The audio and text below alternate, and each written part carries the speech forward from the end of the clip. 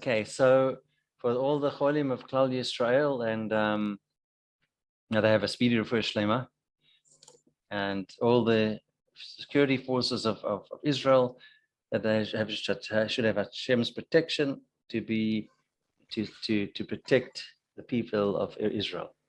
Okay, the next thing we're going to discuss, keeping a website open on Shabbat. So the question is, that was asked to a Rov, must a Shabbos observant business shut down its website on Shabbos and Yom Tov?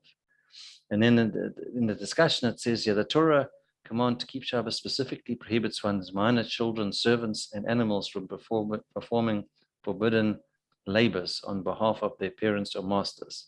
But the Torah does not prohibit one's tools or machines from working on Shabbos on behalf of the owner or operator. It is for this reason that we permit our light fixtures to light our homes and our air conditioners to cool them, since it is permitted for machines to desecrate Shabbat. Mina Torah, therefore, there is no reason why a website would not be allowed to operate on Shabbos. Websites are completely automated and require no human intervention. They are no different from any other machine which is set to operate before Shabbos and continues to run automatically throughout Shabbos. There are, however, a number of rabbinic restrictions that may or may not apply to operating a website. There are three possible concerns. Okay, mekach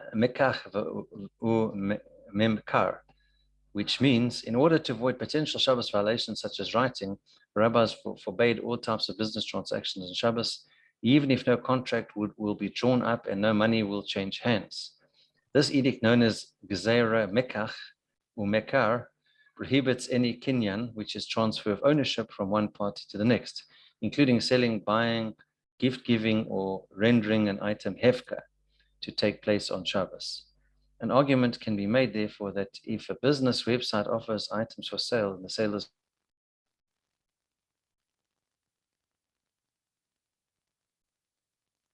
I can't hear you, Kev.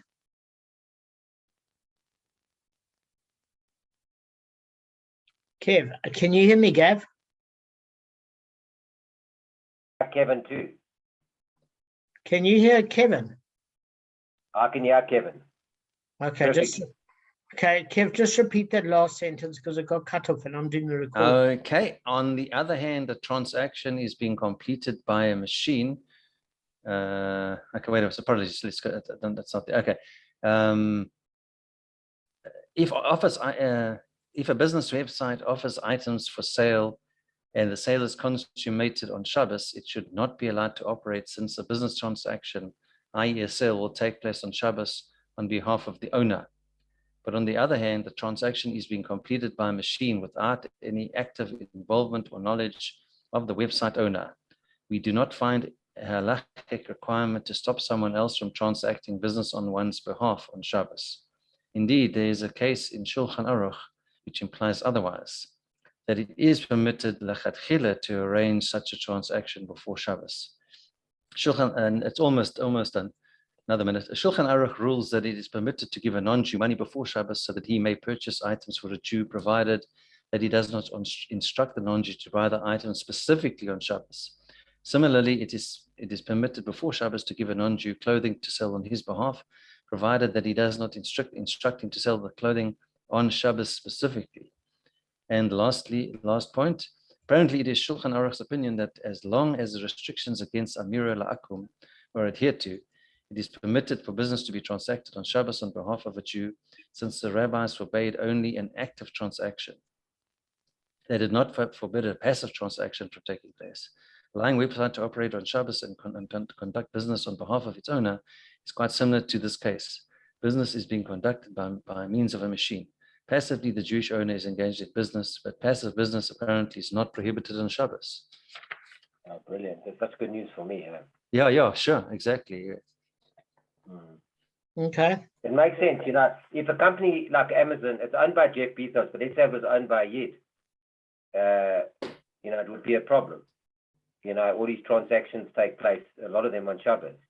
Then you wouldn't be able to take that whole portion if you was from Jew. So like this, you can, and that's phenomenal news for me. Okay, good.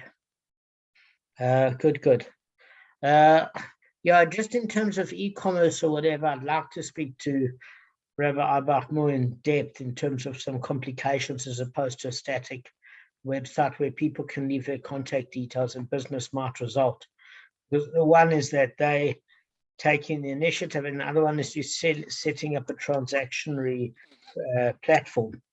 Yeah, but Kev, well taught. Just I wanted But to. Kevin spoke about the transaction. He didn't talk about a static site. That he's you mean passive business, passive transaction? Yeah. Is that what you mean, Damon? No, I'm No. saying if somebody leaves an inquiry on your website, that's obviously not your fault. But in terms of active purchases, I've heard Kevin was talking about active purchases. Yeah, look, I've heard different opinions, but if Rabbi Eibach is Yeah, I'm just saying what Kevin read to us now said it was cool. But I'm also putting the business into Dustin's name, which I have done always in the past in my kids' name. It was in Mark's before. And then I'm covered completely according to, I went to speak to Rabbi Badil and them, then I'm completely covered. I have to do that for BE purposes as well, but it helps me with that as well. all right. So I have absolutely no issue. Then there's no need to split the money or do anything in that particular case because I don't own the company. So I'm quite lucky in that respect. All right, guys, come. Let's. All right, let's get started. All right, guys. Just while we're on the subject of Rabbi Badil and Pesach, I learned something interesting. He was at Rabbi Cohen for Purim, and he gave over a very interesting idea from the Ramchol at Mesilat Yesharim. So in Mesilat Yesharim, there's a chapter on watchfulness, and there's a chapter, well, there's more than one chapter, but there's a section on watchfulness and a separate section on alacrity. Now, if you first look at it, they seem like contradiction in terms, because what happens is if you're carefully watchful, how can you move on something with speed and alacrity? They seem completely contradictory in nature, and yet the Ramchal talks about both being character traits that we have to work on. So he said that the interesting part is found in the way we prepare for Pesach. Because if you have a look at before Pesach, we are involved with the issue of watchfulness. So what's involved with preparation for Pesach is a scrupulous checking of chometz and getting rid of everything and checking and watching to see that our pots and pans are cleaned and everything is sorted out. And then immediately you've got this concept of alacrity and zeal, because the matzahs had to be baked within 18 minutes in order to be eligible. Otherwise, it's kares for eating chometz. That's how serious it is. So that perfectly explains how you can have two seemingly contradictory concepts complement each other completely.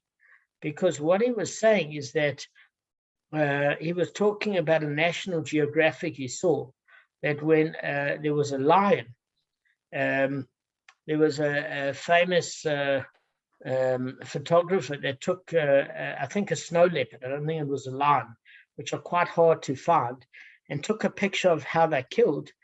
They said, well, it moves so aloofly. How did you even manage to track and know where it was going to go next? So it's this very idea. What happens is, Kev, that the snow leopard and many other feline, when they're hunting springbok and deer and other things, basically they creep up slowly and they watch the animal and they see the animal's behavior, their victim, their herbivore deer, or whatever they're going to catch, and they watch it for a while. But if they watch it, they're going to miss the opportunity for the kill. So if you watch everything and you never take action, or you just do an analysis and you never take action, you'll never achieve anything. If you just act, the problem is, like if you look at young lion cubs, they just attack and they miss many of their prey. And as they get older, they learn how to use stealth and strategy, etc. Because if you just take action without thinking, it's a recipe for disaster. But if you just think and don't take any action, it's a recipe for nothing. Nothing's going to come out of it. So the secret of Pesach is knowing how to use that discernment, that ability for watchfulness to examine oneself, and then at the moment where one's character has to come into play, you have to apply it with alacrity that the minute a mitzvah presents itself, to use that developmental character of watchfulness of how you've been developing your character and putting it into action. And that's what we see about the preparation before Pesach and when Pesach comes into play. Scott, both of you. Thank you. Okay. So that was from Rabbi, I think it was from Rabbi Badil.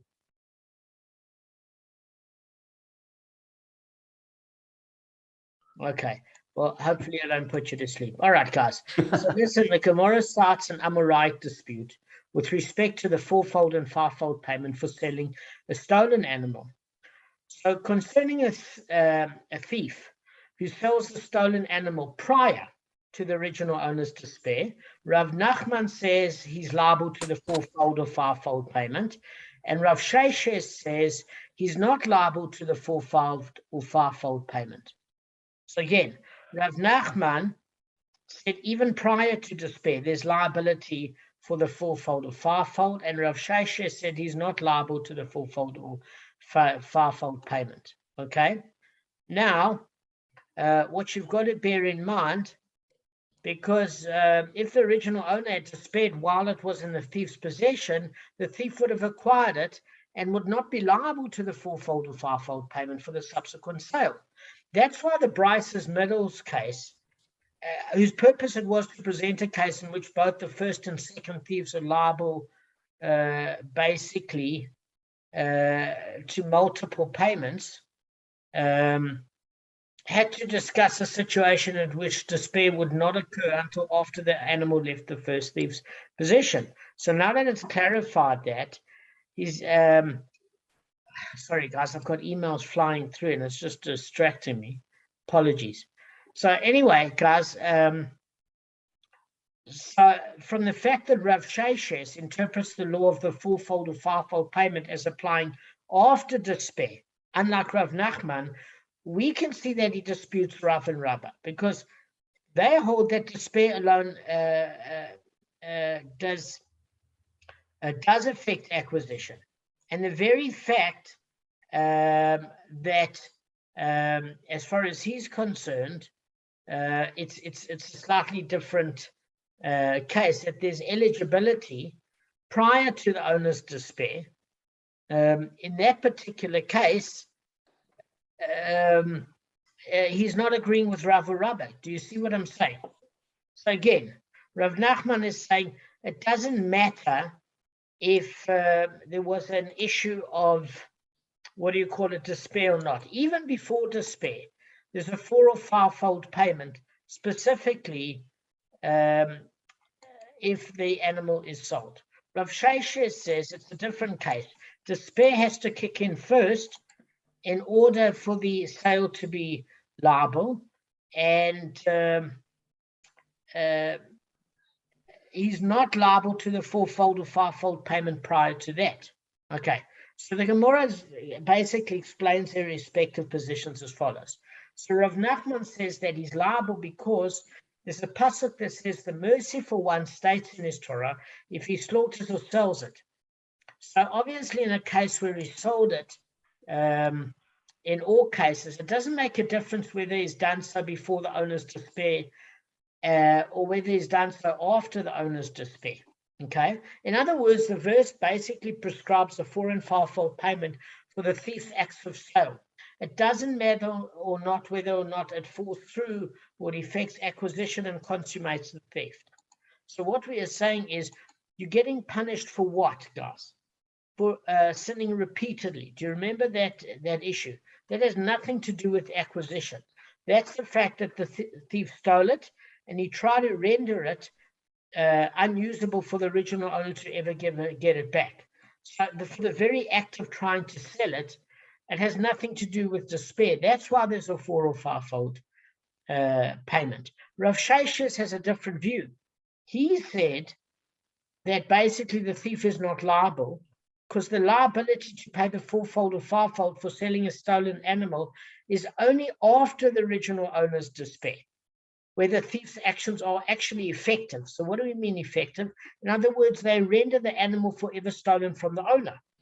Why is that? Because the minute the original owner gives up hope of getting it back, then the thief has acquired it and is able to sell what it is. Okay? So basically, when he sells the animal prior to the original owner's despair, he's not selling what's his. So therefore, his actions are ineffective. The sale will fall through.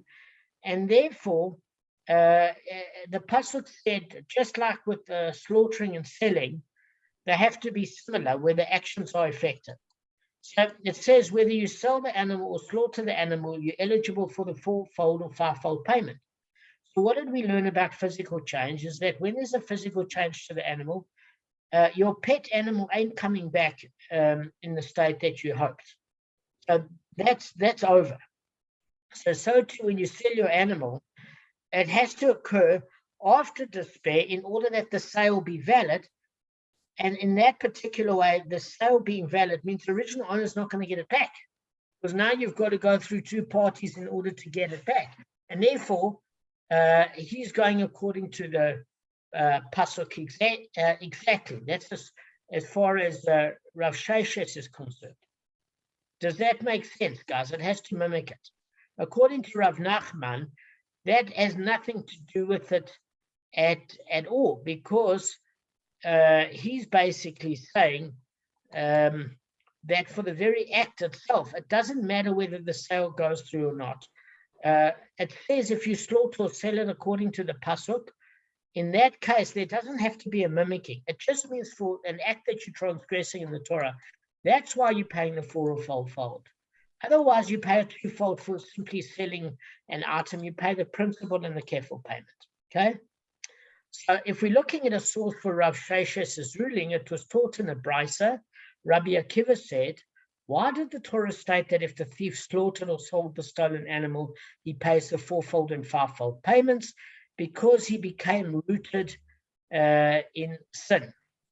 Now, if you remember that phrase about being rerouted in sin, what it actually meant is that his sin became strengthened, because up until that point, the theft hasn't been consummated, as the thief hasn't acquired the stolen article, and then it can still be returned to the original owner.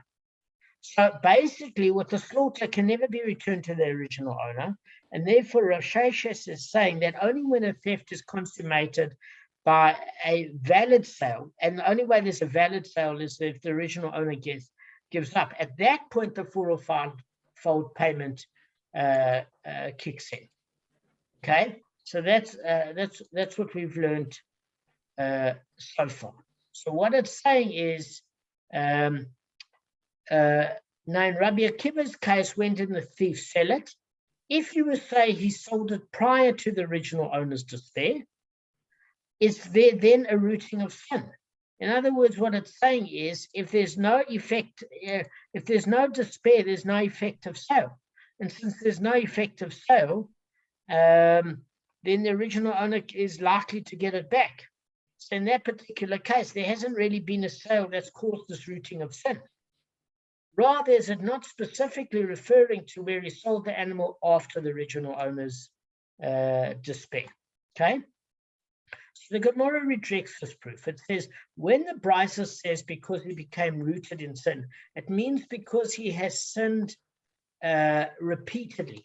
Now, this term, sinned repeatedly, basically means that he broke two biblical issues. The one is the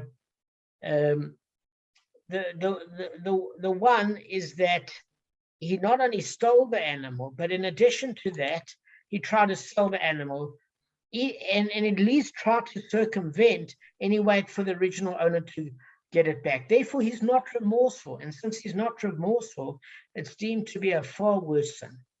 So now the Gemara is happy with Rav Sheshes, but it's now challenging Rav Nachman's ruling that a thief who sells the animal prior to the owner's despair is liable to the fourfold or fivefold penalty. Because again, Rav Nachman says, even if the sale doesn't go through, and the original owner does not despair, and that's why the sale doesn't come through, it doesn't matter. The thief has to pay the fivefold penalty. And now the Gemara is going to attack Rav Nachman on the following brisa. Okay, and if you have a look, it basically says, come learn the following proof. If a man shall steal an ox or a sheep and he slaughters it or sells it, obviously that's from the pasuk. Just as the act of slaughtering stated in the verse refers to a slaughter that does not revert, so too the act of selling stated in the verse refers to a sale that does not revert. Now, when did the thief execute such a sale? If you're basically saying that he sold the animal prior to the original owner's despair, then why does the sale not revert? In other words, it's not an effective sale. He can't sell what's not his, the thief. So the original owner had to basically give up in order for the thief to acquire it through despair. And then when it had both despair and a change of location to the buyer, because some opinions hold that despair is not enough, according to most opinions, then that sale is effective.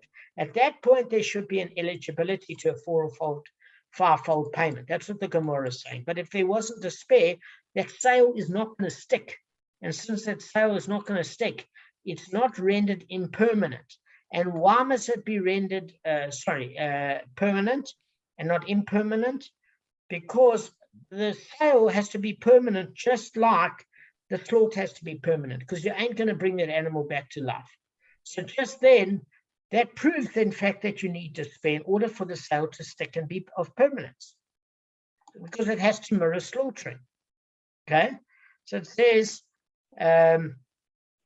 now, when did the thief execute such a sale? If you will say that he sold the animal prior to the original owner's despair, then why does the sale not revert?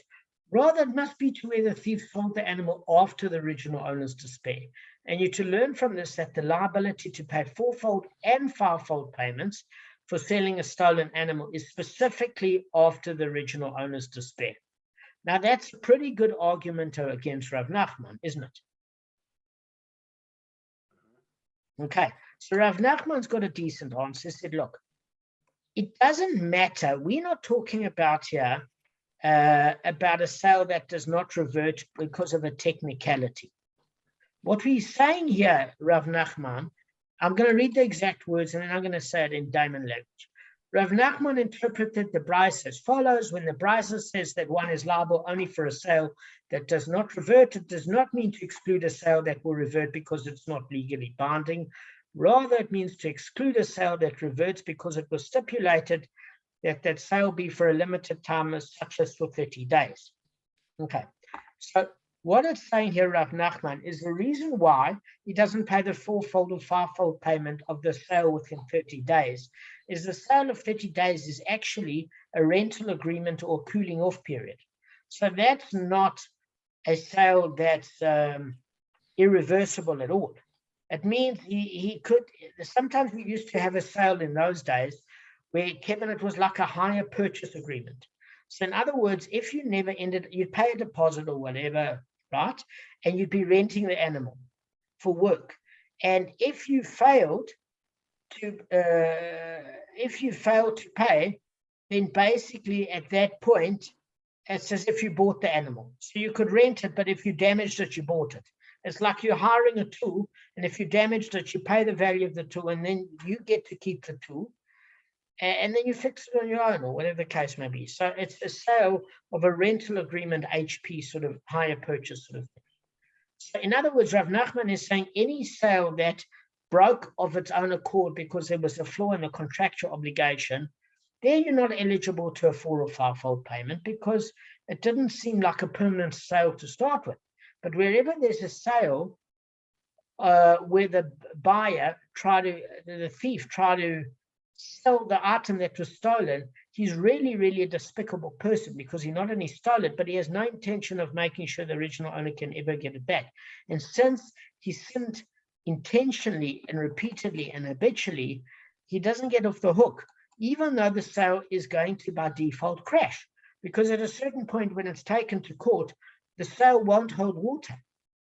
But that's the fault of the buyer that never did the due diligence, and it doesn't mean that the thief isn't despicable and disgusting.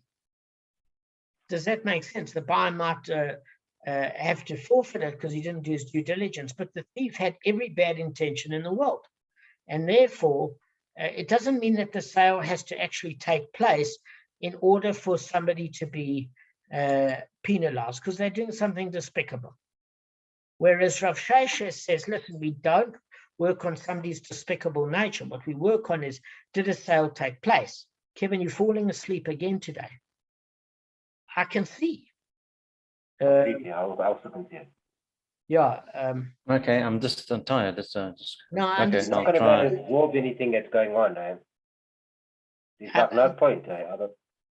I'm just worried about you, Kev, because I'm worried that you might not be absorbing the shiur, and your health. I'm just worried about your health.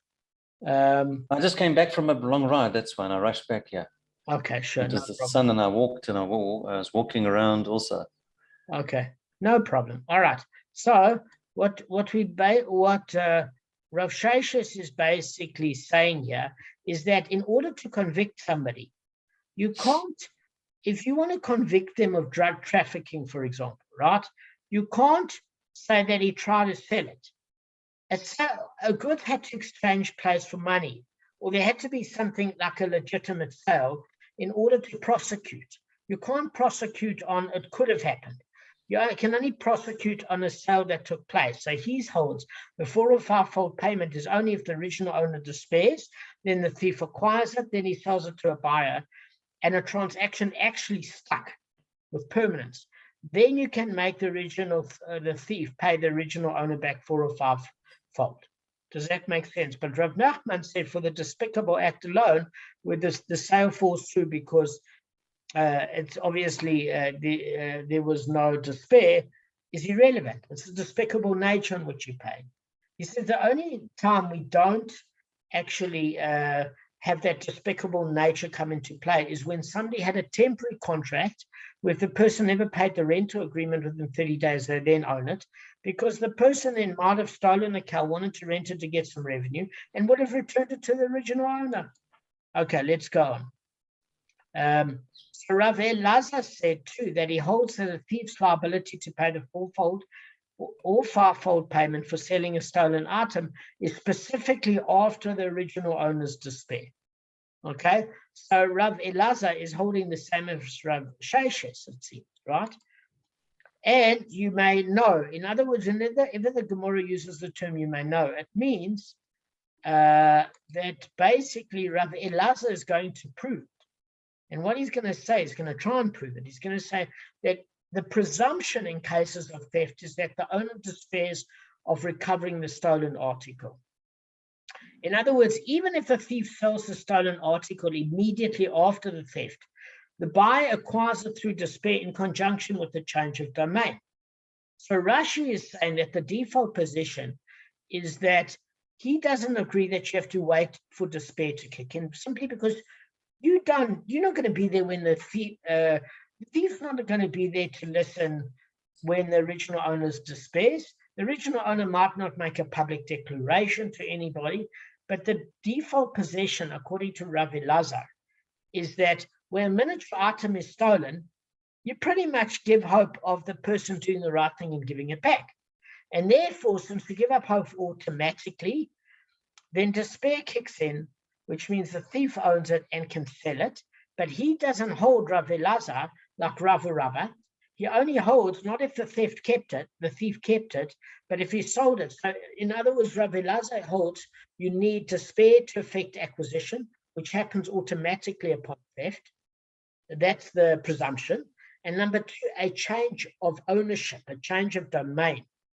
So in other words, if the thief keeps it, that despair alone doesn't affect acquisition. There has to be a change of domain. So he doesn't agree with Rav and Rabba as far as just despair alone affecting acquisition. But he does agree with Rav Sheshes, who says that it has to be after despair in order to affect acquisition. But he says there's a presumption that whenever something's stolen, the original owner knows he's not going to get it back, unless there's some miracle court case and they've got a witness or whatever. But in most cases, you're not going to get it back.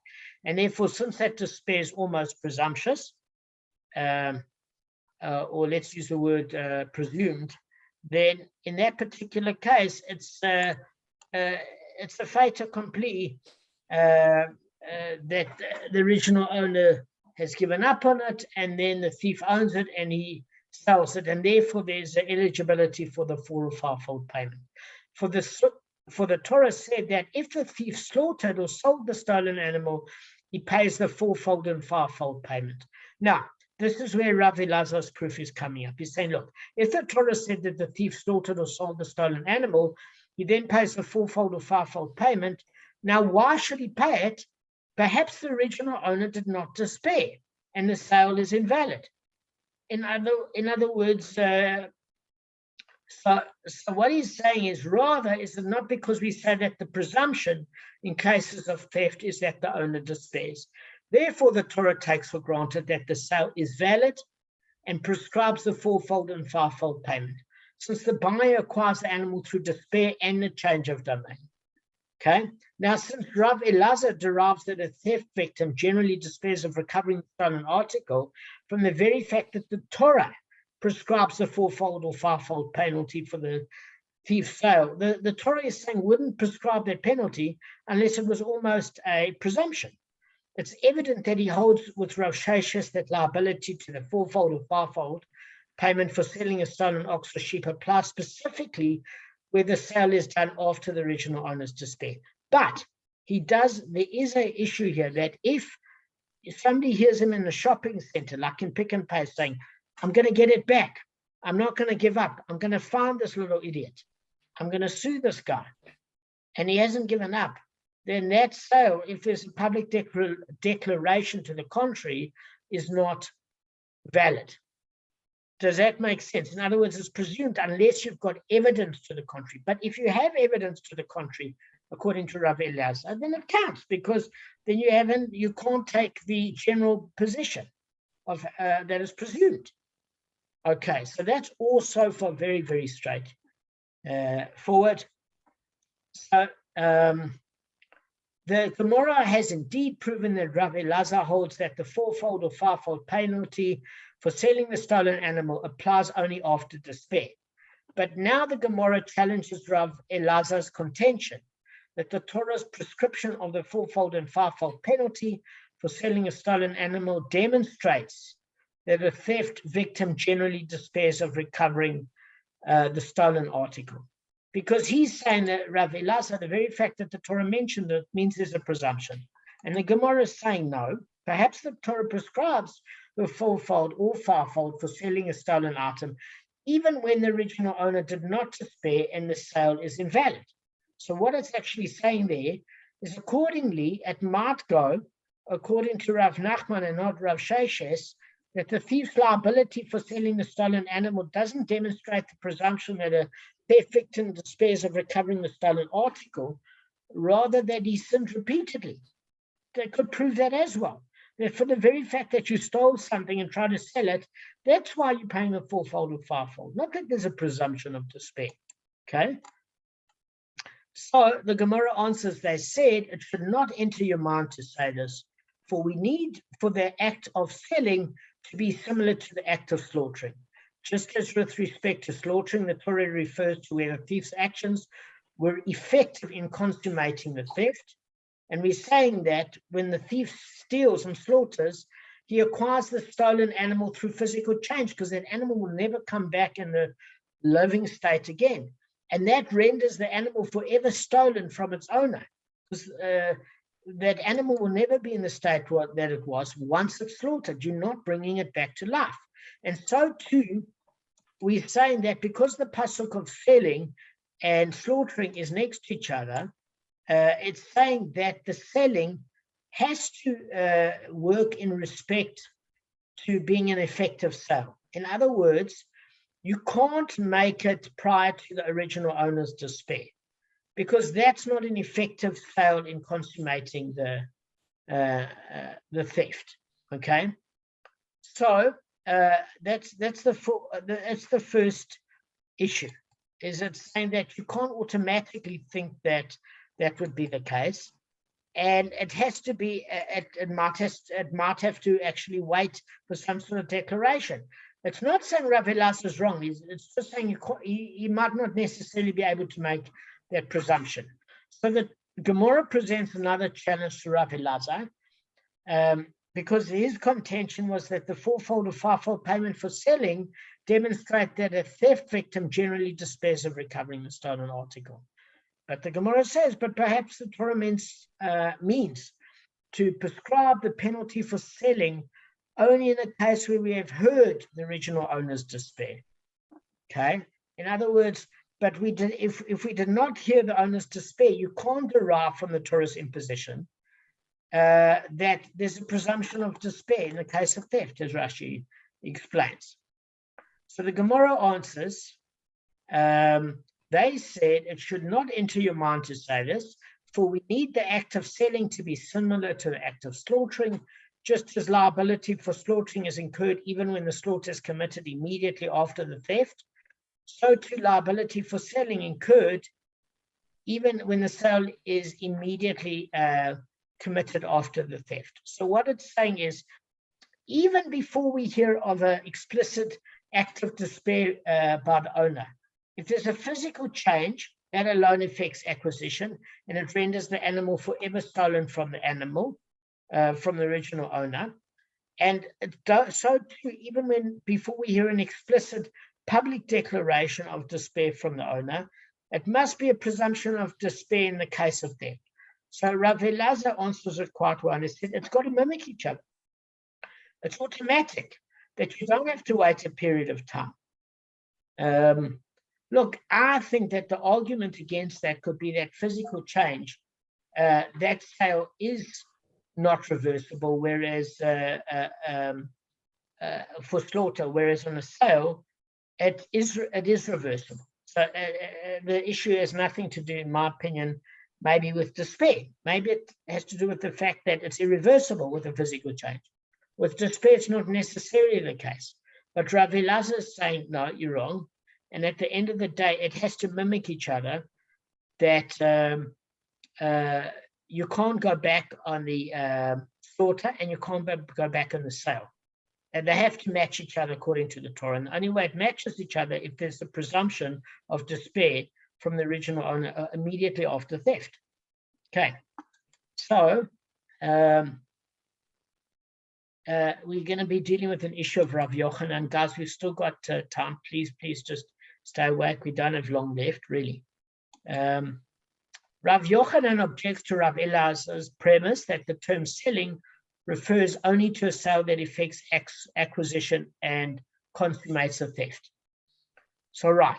Rav Elazar, you can see, is in direct contradiction to Rav Nachman, because Rav Nachman said, even if the act of selling the stolen animal falls through because it's prior to the owner's despair, there's still a 4 or 5-fold payment. So Rav Elazar and Rav Sheshes are similar, that despair has to effect acquisition in order for the thief to get it, in order for him to sell it, and upon a valid sale, only then the 4 or 5-fold payment is due. And Rav Sheshes said we have to wait for despair to kick in, and Rav Elazar said it can be presumed automatically when the original owner finds it missing that he despairs of getting it back. So you see how everything plays. Now Rav Yochanan doesn't agree with Rav Elazar. He's saying, I don't agree that selling can only refer to a sale that effects acquisition and consummates the theft. So Rav Yochanan seems so far to be siding with Rav Nachman, but he might differ. Let's see. So Rav Yochanan said to Rav Elazar, let the case of kidnapping demonstrate that the thief is liable for selling the stolen animal, even when the sale does not effect acquisition. For in the case of a kidnapping, there's no despair by the owner, yet the thief is liable for selling the victim. So let me just discuss with you what's going on here, Kevin. It seems a bit confusing when a person first reads this Gemara, because you're saying, what do you talk about kidnapping and people and all sorts of other things? I had to learn this a bit because it was a bit confusing when I first learned it. So basically, I had to go back, and you go to the Chumash, and the source is Shmot chapter 21, verse 16. But I had to go back to the Gemara, not the Chumash. And this is where we learned in Sanhedrin, Gav, you were there. One who kidnaps a man and sells him shall be put to death. So remember, Rav Simcha said, it's not about kidnapping. If you kidnap and don't sell the person, there's no death penalty, according to some opinions. According to other opinions, kidnapping alone is a death penalty. Remember, we learned that in Sanhedrin? So just like the 4 or 5-fold penalty, according to many opinions, is not just about, it doesn't kick in when you steal the animal. Only if you steal an ox or a sheep, it only kicks in if you try to sell it or slaughter it. So it's with kidnapping. In order for the death penalty to be done to the kidnapper, he has to kidnap the man and then sell him. And in that case, he should be put to death. Or if he makes use of his victim in some way, either, I'm assuming, sexually or via the slave market, or using him to work for him. Doesn't necessarily mean he has to sell him. So the concept of despair is applicable only with respect of recovering one's lost or stolen possessions, not with respect to one's own self, since a person never despairs of recovering his own freedom. So what it's saying here is, if a person is kidnapped, you don't despair.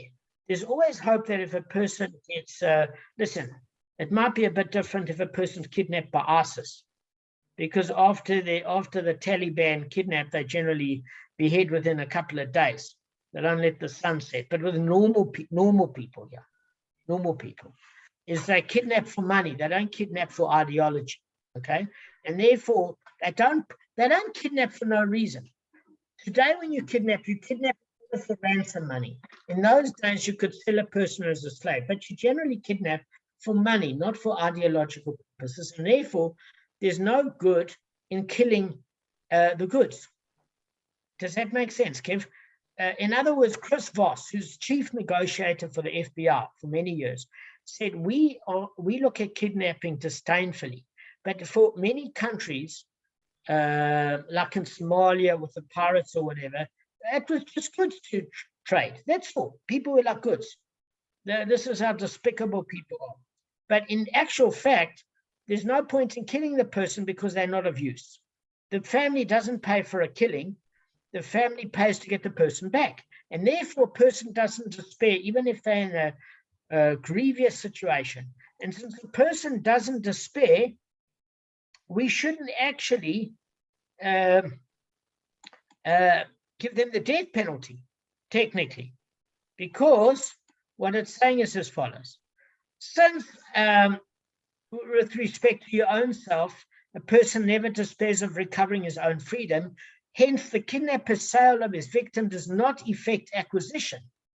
And since the kidnapper never really acquired the person legally, it doesn't consummate the theft, meaning if he sells the person illegally, it's not a legal sale. And yet we find that the Torah still holds the kidnapper liable for stealing and selling his victim, and therefore gives the person the death penalty. So similarly, according to Rav Yochanan, let us say with respect to the 4-fold or 5-fold payment, as well, that the Torah holds the thief liable for stealing and selling, even though the owner did not despair and the sale fell through, and it doesn't affect acquisition and consummate the theft. So the Gemara doesn't mean that the sale of the kidnapped person is invalid only because there's no despair. Okay, although it happens to be true, it's inherently not possible, according to Torah law, to effect the valid sale of a non-slave. Basically, what it's saying is there's no legal sale, and yet we still give the person the death penalty. So here, just because the despair never affected the acquisition doesn't mean we shouldn't give the penalty of the 4 or 5-fold payment because of what the person tried to do, just like a despicable kidnapper tried to sell. The sale isn't legal, yet we still give the death penalty. So to here, for that despicable act of stealing and selling something that's not yours, we should incur upon the person the 4 or 5-fold payment. Does that make sense? So the Gemara analyzes Rav Yochanan's position, and Rav Yochanan's argument that the term sale denotes even a sale that does not effect acquisition, it's clearly implied that Rav Yochanan holds that a thief who sells a stolen animal before despair is still liable to the fourfold and fivefold penalty. What, however, does he hold with respect to sale after the owner's despair? So we can see already that he holds according to like Rav Nachman before. In other words, it doesn't have to be a sale that takes place. Does that make sense? Okay, so we're going to hit this. We've got 2 minutes odd left. I think at this note, we're going to end. We're going to deal with Rav Yochanan tomorrow. And does he agree with Rav Nachman and Rav Sheshes, or does he only agree with Rav Nachman? Damon. Yeah. So what page is this? Page 68 you are now? Yeah, I'm on page 68, B1. Okay, just a question. So if the sale is illegal and the original thief tries to sell it to a buyer, if he has to pay the full fivefold payment, then is the buyer allowed to keep the article, or does that have to be returned also? Excellent question. So it's the difference between illegal and immoral. So exactly according to the opinion, if it's an immoral sale because nobody should buy something from a thief. But if the owner despairs, it's still a legal sale, and then it's not taken away from the buyer, providing the original owner despaired. The thief then acquired it, and he can sell what's his. Okay, so the buyer doesn't have to give it back. But if the original owner did not despair, the thief is selling what's not his, and it can be taken back from the original buyer. The question is, does the original thief pay the 4 or 5-fold? And that's what we're trying to determine here. Is that does the sale have to take place? In other words, binding that despair had and a change of location had to effect acquisition or despair, whichever you hold by, or is it good enough that the 4-fold, 5-fold payment is due because the Torah said if you steal and then sell, or if you steal and then slaughter? So is the biblical verse meaning just because of the actors sinning repeatedly is the reason? But to answer your question about the buyer, which I did, it depends if despair kicked in or not. Yeah. Oh, thank you.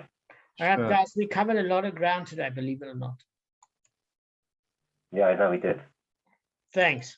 Have a great Well done. day. Thank you. And You too. lovely to see you. Lovely Thanks, to see you all. Shkach. Cheers, guys. Likewise. Thank you.